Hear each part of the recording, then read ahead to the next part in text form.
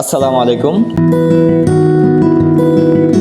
আমরা এসেছি নালিতাবাড়ী উপজেলার পানিহাতা তরানী পাহাড়ে। এটি শেরপুর জেলার নালিতাবাড়ী উপজেলার রামচন্দ্রপুরা ইউনিয়নে অবস্থিত।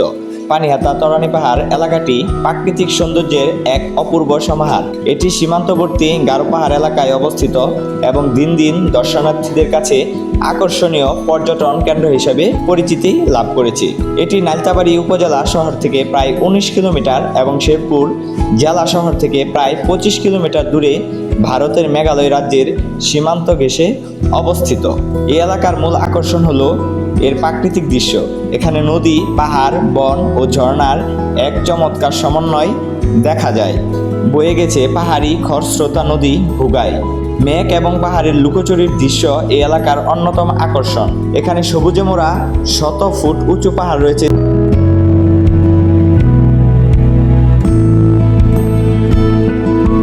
এই স্থানটি প্রকৃতিপ্রেমীদের জন্য এক শান্ত ও মনোরম পরিবেশ উপহার দেয়। সকলকে ধন্যবাদ। আসসালামু আলাইকুম।